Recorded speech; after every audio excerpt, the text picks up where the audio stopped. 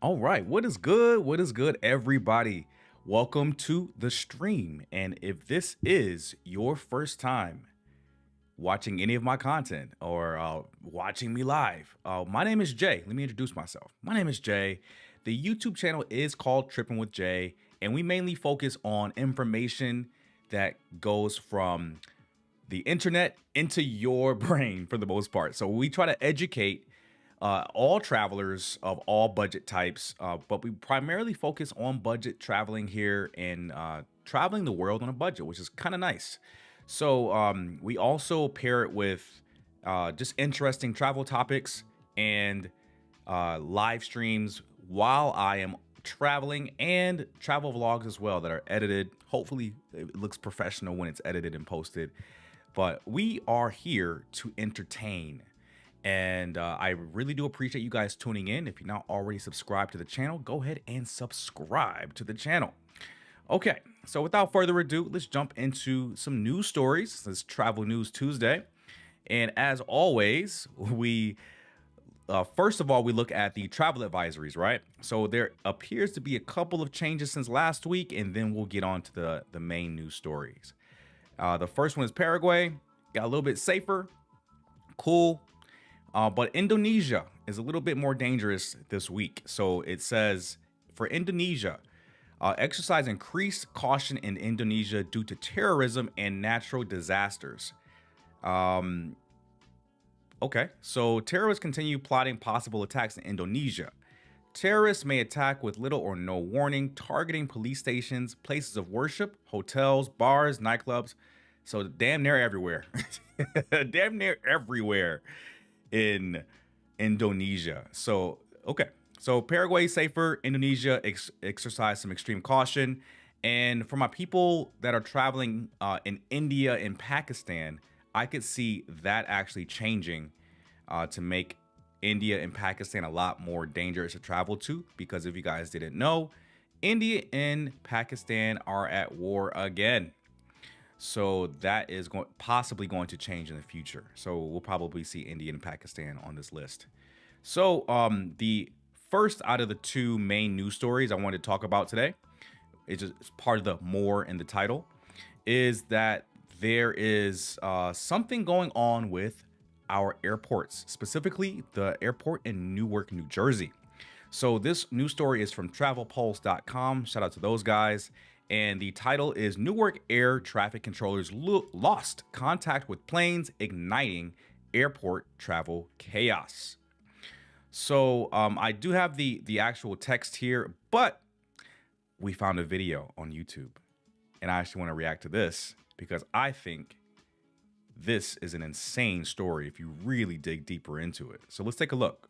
All right, you're looking live at Newark Liberty, where officials say there are multiple factors to blame for today's issues. Yeah, they're citing both staffing issues and construction. Fox 8's Linda Schmidt joins us now with how things are looking right now. Linda, tough day for commuters. Oh, it's been just awful. Why did she look like that beforehand? You see her in the red before. Okay. I'm done with jokes, man. I'm gonna actually just let it play. But that was kind of funny. Did y'all see her eyes?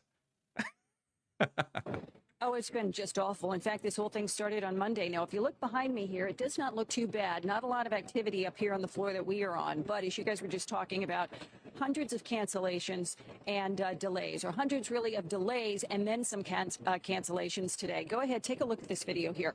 This is one of the big problems. Air traffic controllers shortage. Now, this is an issue that has been going on since before the pandemic started. The Biden administration had to deal with that critical issue. Now the Trump administration is dealing with it. In addition, out here, there is a 1-2 punch this week at Newark Airport. That's because one of the runways here is also closed for 60 days for construction and some rehab work. Wow. Now, the FAA, of course, says the critical shortage of the air traffic controllers is, of course, one of the primary issues here. But in talking with the travelers out here today, the two women here that I spoke with just have awful traveling stories. One is a mom with 5 children with her at the airport. The other is one who came to Newark Airport all the way from Sheepshead Bay, Brooklyn. Bruh. I took the That's a train far to Port distance. Authority, and then I took the Coach USA bus to Newark Airport. The last thing I did before I left the house, I checked online to see if there was any problems. By the time I was checking in, I was told that the flight was canceled. You've been standing around the airport for hours. Sheesh. And I'm also asking them if they can cross on it with another airline, and they're saying that they cannot because it's not their fault. We got here at 10 a.m. and we found out at 11:30 our flight was canceled for 2 o'clock. So we took the 9 o'clock flight, and that has now been bumped back to 11 p.m. Wow. And we don't know if that one will happen either. So we won't arrive in Myrtle Beach until 1 or 2 in the morning if it happens. You know, you're sitting around the airport here. You've got 5 kids with you. Yes, with nothing to do. Which What's I the cannot Wi-Fi, Mom? even imagine that one, that poor woman. All right, look, one of the things here, That too, poor the woman. airlines are not giving out any vouchers for food or for hotels because the problem is not theirs. It's an air traffic controllers issue. Yeah. And the union and the FAA. So they have to rectify that situation. The U.S. government has to do that.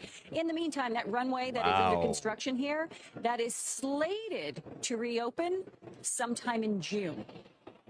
Back inside to you. That's a drag, no doubt about it. All right, thanks, Linda. Bruh, I mean, that honestly All right, points welcome back in to, here too. bruh, all right, chill. That points to a larger issue, in my opinion, and that is going to be the lack of air traffic controllers.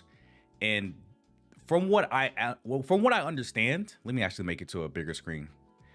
So from what I actually understand it as, that there was some type of law enabled or enacted where the traffic controllers that were already in place for like years and years and years, this law comes along that impacts either their pay or some type of benefit.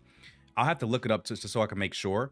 But they had a wave of people quitting the air traffic controller business, and they weren't hiring enough people in, they weren't replacing the people for the attrition that they were experiencing with the air traffic controllers leaving.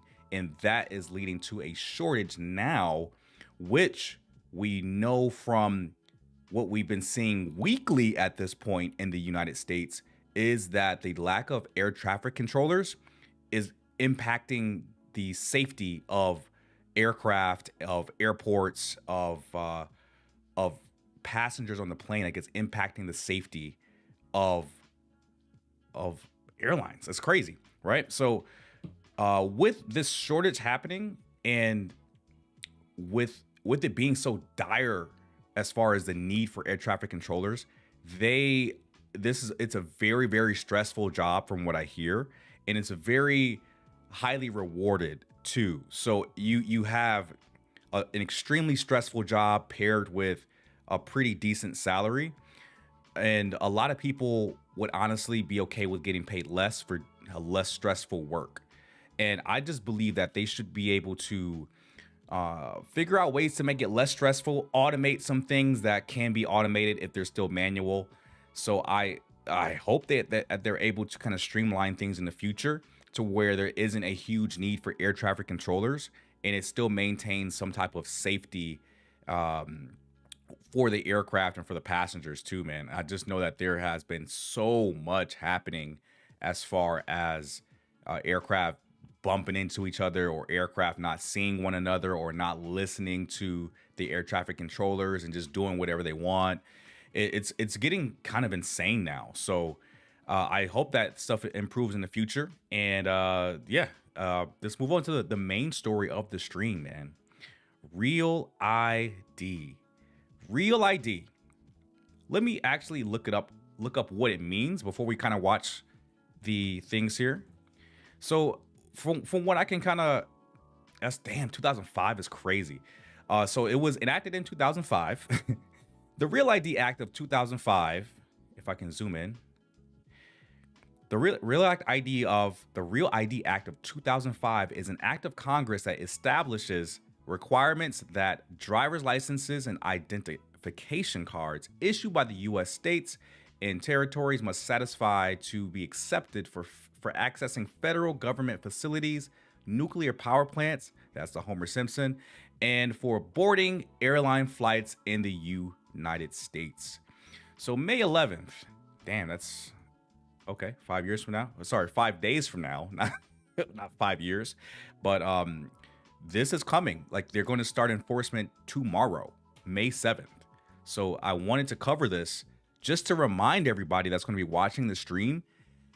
Y'all got to have that star on your ID or use your passport to board flights moving forward. So let's take a look at this news channel here. Hopefully this guy's barber is now fired. So let's go ahead and watch. The deadline to get your real ID quickly approaching. Yes, starting next Wednesday, which is May 7th, every air traveler 18 years of age and older must have a real ID compliant ID or another acceptable form of identification, especially if you want to fly domestically. So joining us to continue the conversation is TSA spokesperson Lori Denkers. Lori, nice to see you once again. We're quickly approaching this deadline after all this time. You know, it's been 20 years in the making. Congress originally passed the Real ID law in 2005. It was based on a recommendation of the 9/11 Commission to strengthen the standards when state issue driver's license and photo IDs. And we're finally to the point of enforcing it. Talking about a long time, finally here. I'm pleased to say that enforcement will begin on May 7th, 2025 at airports across the country. So what do travelers need to have in order to fly both domestically and internationally starting next Wednesday, May 7th? And how can they tell if their license or identification card is Real ID compliant? Let's start with the second question first, and that is in Washington State, the Real ID compliant credential will say enhanced driver's license. If you have that, then go ahead. You'll be able to show that to the TSA officer. You're going to go through the identity verification process like you've been used to doing for several years. No problem, smooth and efficient. If your license says not for federal purposes, that you cannot show that to the TSA officer and expect that to be used to verify your identity. The good news is TSA accepts multiple forms of identification. We have the full list on tsa.gov. It's everything from military IDs, military dependent IDs, passports, passport cards, those trusted traveler cards if you're a trusted traveler with the Department of Homeland Security, tribal IDs from federally recognized tribes. The list goes on and on. Lawful permanent resident cards work as well. So the list is long. Chances are you're all ready for enforcement. Bro, so pretty much everything except if your ID doesn't have that enhanced or it has that star on it. So everything else. Enforcement to begin on May 7th, but review the list to make sure, take an inventory of what you have available so that you can use it. So I guess, Lori, the big question is, what happens if someone shows up to the airport without a real ID or other accepted forms of ID? And I'll note, we had a reporter out at SeaTac a couple of days ago, and I think was being told by some of the passengers there that they're being asked by TSA agents, when are you planning to come back? Because you might be compliant now, but come next Wednesday, you might not be compliant based on what ID you have, just because that new law is now kicked in. Interesting. Yes. So that is the question I'm asked most often. What's going to happen to me if I don't have one? I'm going to tell you, you're a procrastinator. We've been talking about this for a long time. 20 years. And so anyone who does not have the enhanced driver's license from Washington, if you're a resident in Washington or the other acceptable form of identification TSA accepts, you can expect to be delayed, and the length of the delay will be determined by the number of people who also aren't prepared for Real ID enforcement. Also, you can expect additional screening, and you risk being turned away from the security checkpoint if you cannot confirm you are who you say you are. Now, that's the process now. If you've lost your wallet, we're going to put you through a process. If you can't confirm who you are, you risk being turned away. So I'm not trying to use that as a threat. I'm just saying that's always the case if you cannot prove your identity. So keep that in mind. You need to arrive extra early if you aren't ready for Real ID enforcement. That's the message I'm trying to get to people. But keep this in mind. Your Real ID personal enforcement date is the date that you travel next. Wednesday just happens to be one of the lowest travel volume days of the week for TSA, but we know we're going to be going into Lori Denkers. Okay. I like the last name. Mother's Day weekend. That's a big travel time. Memorial Day at the end of the month. Of course, when school ends at the middle of to late June, people are going to be traveling. So that may be your personal Real ID enforcement date. Plan ahead now. TSA is going to continue enforcing these requirements, and departments of licensings are going to continue issuing these credentials. So go ahead, make a plan now, even after it's May 7th, so that you have what you need ahead of the date that you are planning to travel. Okay. You may have just bought yourself some time. If you're one of the people who has travel plans in the next week, look at that list of acceptable IDs so you're ready when you come to the airport. Oh, I like thinking about it that way. So the lines have been long at licensing offices. We know that since it takes up to 10 days for the DOL to mail out the new IDs, will TSA accept those temporary copies at the airport? We're getting a lot of questions about temporary IDs. Probably not. So I can tell you that that is not an acceptable form of identification. You're welcome to bring that receipt with you, which is just an 8.5 by 11 piece of paper with the printout that you're in the process of receiving that. If you have your old ID, bring that, but that is not going to be on its own an acceptable form of ID, but it's certainly going to be one of the steps in helping to verify your identity. But that will not be an acceptable form of ID. It will just assist in the identity verification process. Lori, I want to go back to the Real ID Act really quick, which is obviously prompting all this. A lot of people putting off their Real ID because there were just so many delays year after year. Is there any possibility of this getting delayed again, or is this for sure happening next Wednesday? Well, there are a lot of questions about that. Is this going to be delayed? I'm fully confident to say that this will be enforced on May 7th. The Department of Homeland Security has directed TSA to begin enforcing it that day. They want to see this happening, and so it's going to happen. We have solid operational plans in place to make sure our checkpoint operations go efficiently, and we have all of the pieces in place to make this happen. We know that delays just allow people to procrastinate more. It's how we've got to this date in 2025 with people still not being ready. So I think probably the best strategy is to begin enforcing it, to work with people to make sure that they are looking to see what type of ID they're going to use the next time they travel. And that's what the rules are going to be moving forward. Okay, May 7th, that's the day. Lori Dankers with the TSA, thank you so much. Thank you. It's great to see all of you. Glad to be here. Great to see you too. Bro, that's wild. That is wild. Tomorrow's a big day, man. If you procrastinated for 20 years getting a real ID, oh man, I feel sorry for you if you get caught up in that. But you understand the actual risks, right? If you don't have that enhanced word on your license, or you don't have the star, the gold star, then you can't fly. You got to prove who you are, right? Like the same ID that worked yesterday at the same place doesn't work the next day at the same place. Okay. All right. It's to me it sounds insane, man. So just for reference here, man, I wanted to pull up the acceptable forms of ID just in case you guys may forget about tomorrow and may not bring your enhanced ID or license. So for real ID compliance, acceptable IDs include U.S. passports, passport cards, EDLs, DHS trusted traveler cards. So I'm thinking global entry might be something that you guys can bring with you if you don't have the real ID, and certain state issued IDs. Other documents like permanent resident cards and U.S. military IDs can also be accepted. Here's a detailed list of the acceptable real ID documents in full, just for you guys, man. Here we go. It's a long list. U.S. passport, U.S. passport card. Enhanced driver's license or enhanced ID, DHS trusted traveler card. So yeah, global entry is there. So Nexus, Sentry, and Fast. So I have global entry. So and I have real ID, so it doesn't matter. U.S. Department of Defense ID, permanent residence card, federally recognized tribal nation / Indian tribe ID, transportation worker identification credential. Dog is literally everything. Everything. If you don't, this is crazy, man. 20 years for this. U.S. military ID, certificate of naturalization or citizenship, foreign passport, employment authorization document, some state issued driver's license or IDs, border crossing card. What the hell is a border crossing card, bro? PIV, personal identification verification card, Canadian provincial driver's license, Indian NACC. I don't know what the hell that is. U.S. merchant mariner credential, consular report of birth abroad. Okay, so U.S. citizens or the kid of U.S. citizens born abroad. U.S. certificate of birth abroad. Understood. Important notes. Social security cards and birth certificates are not considered primary forms of real ID. Even though that proves that you were born in the U.S., it doesn't matter, bro. Some state issue licenses may be accepted, but check with your state DMV for specific requirements. Always ensure the document is valid and not expired. For more detailed information and specific requirements, make sure you subscribe to Trippin with Jay on YouTube and consult your state's Department of Motor Vehicles website. So be sure to do both of those, guys. That's going to be it for this. I think there's one more video. Is there one more video? I don't know for what reason.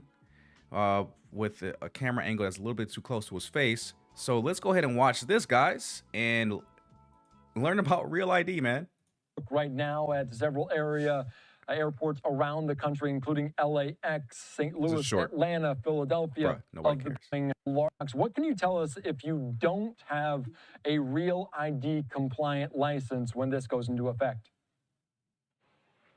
Well, Andy, TSA says that their agents will do additional screening to verify your identity, and they warn that you could miss your flight. I did speak to a Real ID expert, however, and she says that you may actually have... Bro, they have Real ID experts? Okay, bro.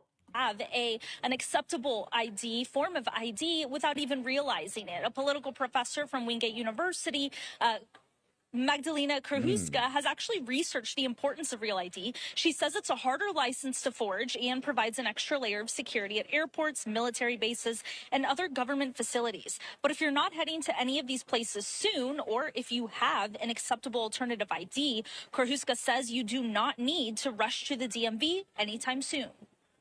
Let's say they have a military ID, they have an ID from the Department of Defense, or they have a passport. Yo, the way that she's talking is really funny, bro.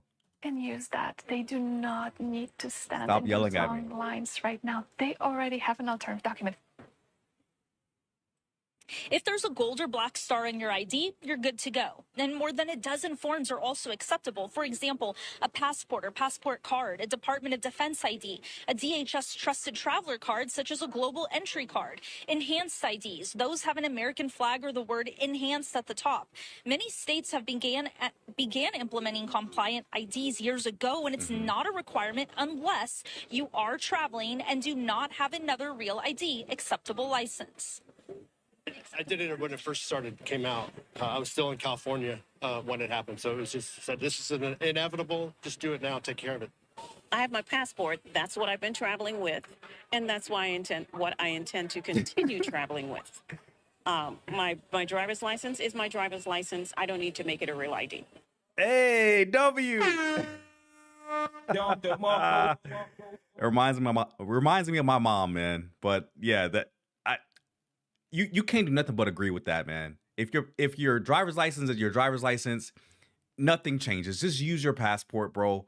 And this is why people are getting all up in a tiffy about it, right? They have to rush to the DMV to get this gold star or this black star or the enhanced label on it just to travel. Bro, the first problem is you don't have a freaking passport, bro. Bruh. That's your first issue. And if you are concerned about Real ID, you probably don't travel like that anyway. Because typically, if you are concerned about Real ID and you don't have your passport, you may only travel once, twice a year, and that's totally okay. Just still get your passport just to have it, and then that doubles down on this. You don't have to, it does double duty as far as usage. You don't have to get a Real ID. Just get your passport and then leave the country. Have fun. Don't have to worry about this Real ID stuff, man. I totally agree with her. She reminds me of my mom. I love what she just said. She said, let my driver's license be my driver's license, and I'll just use my passport moving forward. Great. And TSA did tell me earlier today that they are planning accordingly to ensure that there is no impact to wait times come Wednesday. And if you want a full list of all of those 15 acceptable forms of ID, aside from a Real ID, you can find on the TSA website. Andy? All right, thank you. All right. Hey, we covered that, man. And this guy looks like he's recording on his iPhone. Don't want to expose him, but that camera angle is a little bit too close. But yeah, guys, so that's Real ID. And you already know, just bring your passport, or if you already have global entry, the global entry card is good enough and you're good to go. There are tons of alternatives that we just saw to Real ID. So you don't have to rush to the DMV so quickly to get that thing on your ID. They're gonna keep calling it that thing on your ID for Real ID. Just use your passport. Use one of those global traveler cards or whatever, global entry, rather. But that's going to be it for today, guys. I appreciate you tuning in. we covered a little bit, man. We covered travel advisories and how dangerous Indonesia is becoming, I guess. It's level 2, even though Indonesia is a wonderful country. And I told you guys my thoughts about maybe India and Pakistan will appear on that list pretty soon due to the ongoing conflict there. Over and above all the other stuff that's going on in the world. If you guys don't know about geopolitics, man, you got to read up on it, man. There's a lot of stuff going on nowadays. And we covered the Newark, New Jersey airport air traffic controller issue here, where they're still short a lot of air traffic controllers, and it's starting to impact safety. And that's a nationwide thing. That's not just in Newark, New Jersey. And then we covered Real ID. Get ready for Real ID tomorrow on Wednesday, May 7th. Covered it well, I would say. But that's going to be it today, guys. Be sure to subscribe to the channel and hit the bell notification. And I'll see you guys again on Thursday. I got a real good topic for Thursday to talk about. It's a personal story about when I quit my job to move to Mexico. I got to tell you that, guys, that story and what not to do if you want to relocate out of the country. So stay tuned for that story on Thursday. And then Saturday, I got something special cooking for you guys. So be sure that you're subscribed and hit the bell notification if you want to see those live streams or those videos. All right, guys. I'm Jay. You've been tripping with Jay. And thank you guys for tuning in. That's going to be it for me. Peace.